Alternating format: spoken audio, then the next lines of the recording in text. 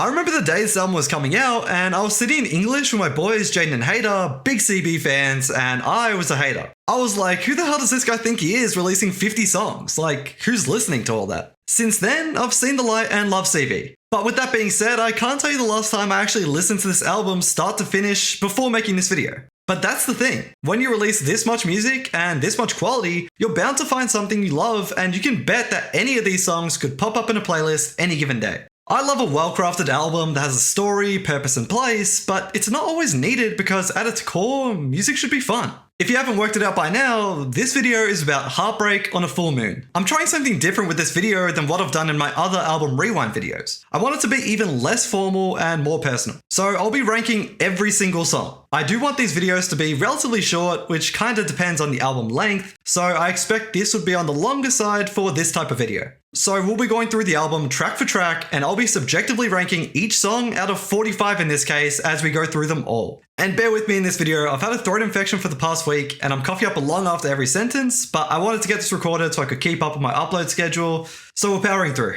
First up, we have Lost and Found. Something you'll notice as we go through this album, I have a huge soft spot and love for any song that has a switch up of singing into a rap verse or vice versa. And this intro track is a great example of that. And it's ranking high for me as a result, all the way up at number 6. I've belted this song out in the shower more times than I'd like to admit. And Privacy follows and is one of many strong Caribbean-inspired tracks on this album, but this is definitely one of the best out of that bunch, and overall a great fun track. It's cracking the top 5 at number 5. Juicy Booty featuring Jhené Aiko and R. Kelly. It started off in the 30s, largely due to R. Kelly to be honest. But the more I listened to it and compared it to some other tracks, it had to be higher. It's got this great old school feel and sound, and I could see it being higher for other people, but for me it's coming in at 22. And one controversial ranking to another, Questions is coming in at number 9 for me. And this is a good time to just make clear, I really like/love every song, maybe barring the bottom 8. So this is a great song, but there are a lot of great songs, and a few other songs are that much more important to me or better. The title track, Heartbreak on a Full Moon, sounds like a perfect intro song and title track, and I wanted to rank it higher but couldn't justify it over some other songs. And I think it's just a little bland in comparison, but I am placing it at number 19 for me. Roses was a tricky one and ultimately went in at 14. The production is elite in this track, the verses are fun, but again, subjectively, the songs that are higher are songs that I felt like for me had to be higher. Confidence also slid a little lower than I would have originally thought, coming in at number 21. CB did his thing with these Afrobeat songs, the beats themselves are so addictive, and Confidence definitely has that too. Before doing this ranking, there were only 8 songs that I didn't have saved, and Rock Your Body was one of them. I can't say that I hate any of the songs, but the biggest sort of criticism I could give some of them is that they don't sound album ready. In fact, a few songs sounded like those loosies or leaks you'd hear on YouTube or SoundCloud. They sound a little unfinished. And with that being said, Rock Your Body is taking the unwanted spot of 45. Whenever I listen to tempo, I always think, I actually like this song, or this song isn't that bad, which in hindsight maybe isn't the compliment I think it is. But I thought this song would have ranked high for me, but as I actually did this ranking, it just kept dropping and dropping, all the way down to 38. Handle It with DJ Loaf and Lil Yachty is one of those songs that I didn't have saved, meaning I haven't heard it in years. But I was surprised when I heard it. I didn't hate it. But it definitely felt like a DJ Loaf song that was given to CB with him almost featuring on it. Number 41. And after that low ranking 3-song run, we get into one of the best runs on the album. Starting off with Sip, which is making the 8th spot for me. It's clean, smooth, and just a sexy late night song, which could describe a lot of songs on this album. Everybody Knows cracks the top 5 for me. It follows that recipe that I love, that rapping singing hybrid, and has a good amount of attitude and angst. I love any song that feels like it's going straight from the soul and is almost painful to make. So it's taking the 4th spot. And taking the crown as my favourite song on the album at number 1 is To My Bed. But I have to say, this surprised me. When I was doing my ranking, I put it at number 3, assuming there was a song or two that I love more. I do think it's one of the most classic tracks on this album sonically, like when you hear this song, you don't think of Indigo or X, it's a Heartbreak on a Full Moon song. But maybe that's just me. Other than that, it's a prototypical freaky CB sex song with great production, great vocals, and surprise, another hybrid performance of singing and rapping. But we go from strength to strength again with Hope You Do, which also makes the top 5, coming in at number 3. And same thing, this is one of the most iconic tracks of the album to me. The vocals are insane, it's one of the most fun songs to sing, and in terms of an emotional in-your-feels song, it's right up there. And that emotion carries over into the next song, This Ain't. It's another late night song that feels so soulful that you know it's real. I wanted it to be higher, but it's coming in at 31. And another song that I learned to appreciate and love years after it came out is Pull Up. It has a darker sound, and my harshest criticisms would be that it's a little simple and repetitive and could have been more. But for what it is, it's still great and achieves what it sets out to do. That's going in 24. Now we have Party with Usher and Gucci Mane. This was another song that I really struggled to place. At first, I thought I was placing it too high, being persuaded by the good vibes and its fun, upbeat tempo, but no, it is really good. It's one of those club or party tracks, but does feel subdued enough to make it more vibey than turned. And it's going in number 18 for me. Sensei with A1 sounds classy. It's smooth and clean and would go hard on a late night drive on a warm night. Number 29. I could describe Summer Breeze the same way. Not so much classy, but it's also one of those songs I feel like I have a soft spot for, but after doing this ranking, maybe not as much as I thought I did. Or maybe that just says something about the quality of song on this album, because this is coming in the 30th spot. No Exit is another one of those songs I didn't have saved beforehand, but did end up saving because I actually ended up liking it after hearing it years later. I have an appreciation for so many other genres, even though R&B is my number one love. I also love alt-rock, and the guitar on this track reminded me of that in a weird way. It's definitely different for CB, but I think it works. It's coming in at number 29 though. Pills and Automobiles with Yo Gotti, A Boogie, and Kodak Black is another one of the more classic turn-up party tracks, and because of that, I also found it hard to rank it. Even now I'm second guessing my placement of it, but I'm locking it in at number 16. I never saved Hurt the Same, and still can't say I like it. I thought the beat of this song really lets it down, and for that it's ranking second last at 44. I Love Her fits in the same realm of confidence and you like for me, with very little separating them. It's definitely good, but is ranking at the bottom of those three after careful deliberation at 23. While You Like is at 20. It feels like a classic summer song and has a lot of great moments throughout the song, but is firmly in the middle of my ranking. A part of me really likes Nowhere, and feels like it's underrated or a bit of a sleeper. But then there's times where it sounds unfinished and raw, especially as the song goes on.